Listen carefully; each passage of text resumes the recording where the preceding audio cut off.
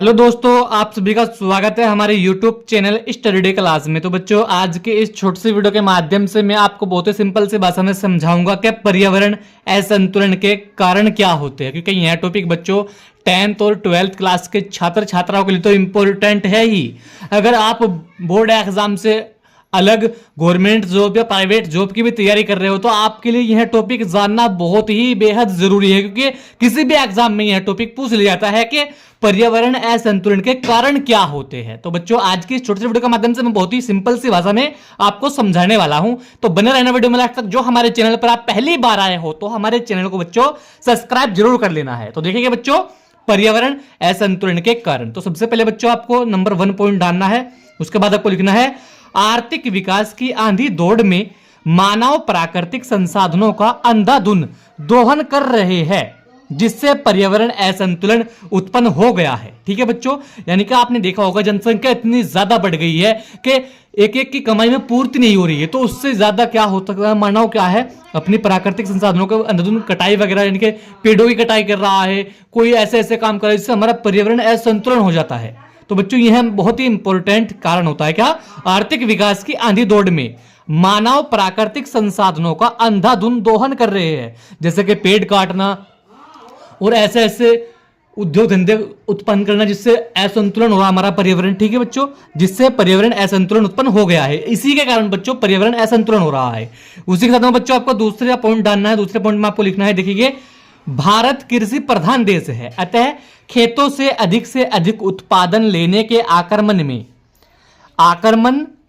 में किसान रासायनिक उर्वरकों का अधिक प्रयोग कर रहा है, जिससे प्रदूषण उत्पन्न होकर पर्यावरण को असंतुलित कर रहा है। तो बच्चों, भारत क्या है, भारत एक कृषि प्रधान देश है यहाँ पर, लेकिन किसान क्या करते हैं, खेती से अधिक उत्पादन लेने के चक्कर में क्या कर रहे हैं, यहाँ पर रासायनिक उर्वरकों का, यानी कि देखा होगा आपने खेत में रासायनिक उर्वरक का प्रयोग बहुत अधिक मात्रा में कर रहे हैं, जिससे हमारी जो खेती है उसमें अधिक उपजाऊ हो। इस तरीके से में ज्यादा खाद डाल रहे उसमें, और ये क्या कर रहे हैं दोस्तों, प्रदूषण उत्पन्न कर रहे हैं, और इससे हमारा क्या हो रहा है, पर्यावरण असंतुलित हो रहा है। तो बच्चों, यह भी एक बहुत इंपॉर्टेंट कारण है। क्या, भारत कृषि प्रधान देश है, अतः खेतों से अधिक उत्पादन लेने के आक्रमण में किसान रासायनिक उर्वरकों का अधिक प्रयोग कर रहा है, जिससे प्रदूषण उत्पन्न हो रहा होकर पर्यावरण को असंतुलित कर रहा है। ठीक है बच्चों, तो यह भी एक बहुत इंपॉर्टेंट क्या होता है, पर्यावरण असंतुलन का कारण होता है।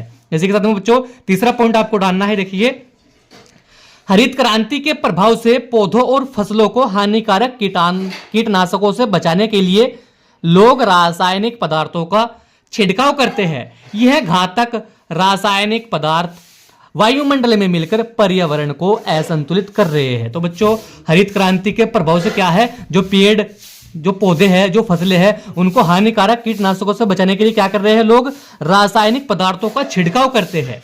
और यह घातक रासायनिक पदार्थ जो होते हैं, ये वायुमंडल में मिलकर पर्यावरण को असंतुलित कर रहे हैं। तो बच्चों, यह भी एक बहुत इंपॉर्टेंट क्या होता है, पर्यावरण असंतुलन का कारण होता है, जिससे हमारा पर्यावरण असंतुलित हो जाता है। तो बच्चों, यह भी एक बहुत इंपॉर्टेंट पॉइंट है।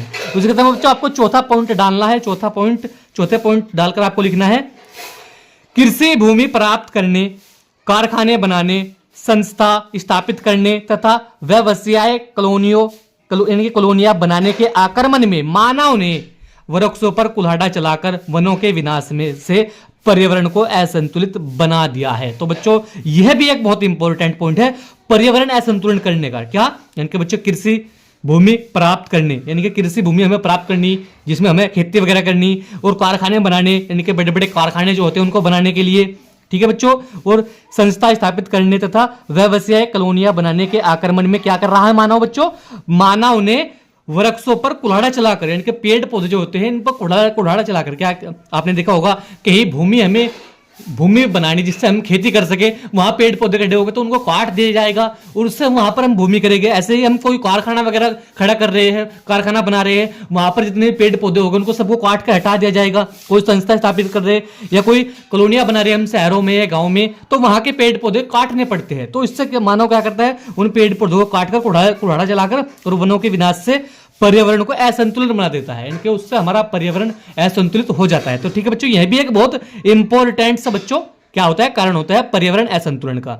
इसी के साथ में बच्चों आपको 5वां पॉइंट डालना है, वन्य जीवों का विनाश होने से, कुछ दुर्बल प्रजातियों के विनाश होने से पर्यावरण असंतुलित हो गया है, जिससे भाव्य परिणाम सामने आ गए हैं। यानी कि बच्चों जब वनों का विनाश होगा तो उससे हमारे जो दुर्बल, जो कोई जाति, छोटी जाति जिसको हम अपनी आंखों से नहीं देख सकते हैं, उनका भी क्या हो जाता है, विनाश हो जाता है। और इससे हमारा बच्चों क्या होता है, पर्यावरण असंतुलन हो जाता है, जिससे भाव्य परिणाम सामने आने लगे हैं, जिसके बच्चों यह परिणाम जो है हमारे सामने भी आने लगे हैं। ठीक है बच्चों, तो यह भी एक बहुत इंपॉर्टेंट क्या होता है, पर्यावरण असंतुलन का कारण होता है। यानी कि वन्य जीवों का विनाश से बहुत अनेक प्रकार की जातियां भी विलुप्त हो जा रही है, उनका भी विनाश होने जाने लगा है। ठीक है बच्चों, तो यह भी एक बहुत इंपॉर्टेंट सा बच्चों कारण होता है पर्यावरण असंतुलन का। इसी के साथ बच्चों आपको छठा पॉइंट डालना है, तीव्र गति यानी कि तेज गति से बढ़ रही जनसंख्या प्रदूषकों की संख्या में वृद्धि करके पर्यावरण को असंतुलन बना रही है, जिससे घातक बीमारियां फैल रही है। तो बच्चों यह तो बहुत इंपॉर्टेंट कारण है। क्या, यानी कि तेज गति से जो जनसंख्या बढ़ रही है बच्चों, इससे क्या होगा, प्रदूषकों की भी संख्या में वृद्धि हो रही है। यानी कि जितनी भी जनसंख्या बढ़ेगी, जो भी सामान यूज करेगी, उनसे प्रदूषकों की संख्या बढ़ रही है। और इसी से बच्चों क्या हो रहा है, हमारा पर्यावरण असंतुलन हो रहा है। यानी कि जितने बच्चे हो गए, ये अनेक प्रकार के खेल खिलौने लाए गए, उनसे हमारा पर्यावरण असंतुलन होता है। उसी के साथ में कोई चिप्स वगैरह खा रहे हैं, ये पिन्नी वगैरह नहीं फेंक लेते हैं, इनसे हमारा पर्यावरण असंतुलन हो रहा है। और भी बच्चों बहुत अनेक प्रकार के कारण होते हैं, जिससे तेज गति से बढ़ती जनसंख्या जो है वे प्रदूषकों की संख्या में वृद्धि कर रही है। और इसी से बच्चों पर्यावरण को असंतुलन बना दिया गया है, जिससे बच्चों क्या होता है, घातक बीमारियां फैलती है।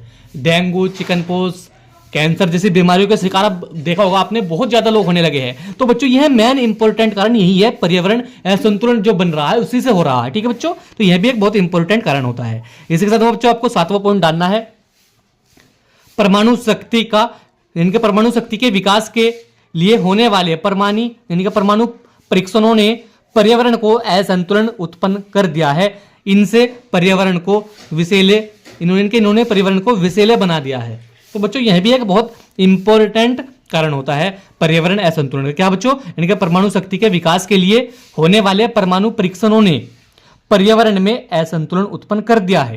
यानी कि बड़ी बड़ी जो मिसाइलें बनाई जाती है, परमाणु बम बनाए जाते हैं, जब उनका विकास यानी कि जब उनका परीक्षण किया जाता है तो वे फूट दिए जाते हैं। उनसे निकलने वाले धुएं, विषैली गैसें में पर्यावरण में मिल जाती है हमारे वायुमंडल में, और हमारे पर्यावरण को असंतुलन बना देती है। तो बच्चों यह क्या होती है, यह भी एक बहुत इंपॉर्टेंट बच्चों कारण होता है पर्यावरण असंतुलन का। कि परमाणु शक्ति के विकास के लिए होने वाले परमाणु परीक्षणों ने पर्यावरण में असंतुलन उत्पन्न कर दिया है, इनसे पर्यावरण को विषैला बना दिया है। तो बच्चों यह भी एक बहुत इंपॉर्टेंट कारण है। तो बच्चों आज का टॉपिक हमारा यही था कि पर्यावरण असंतुलन के क्या कारण होते हैं। बच्चों यह टॉपिक 10th और 12th क्लास के छात्र छात्राओं के लिए तो इंपॉर्टेंट है ही है। 5 नंबर में उनसे हर साल एग्जाम में पूछा ही जाता है। लेकिन बच्चों अगर आप गवर्नमेंट जॉब या प्राइवेट जॉब की भी तैयारी कर रहे हो तो आप सभी के लिए बच्चों यह जानना बहुत जरूरी है कि पर्यावरण असंतुलन किन किन चीजों से होता है और क्या इनका उपाय करना चाहिए। ठीक है बच्चों, तो हमने आपको बहुत ही सिंपल सी भाषा में समझाया। तो बच्चों वीडियो कैसा लगा, वीडियो को लाइक कमेंट शेयर कर देना। मिलते हैं ऐसे अगले एक और नए वीडियो में, तब तक के लिए bye bye, have a nice day.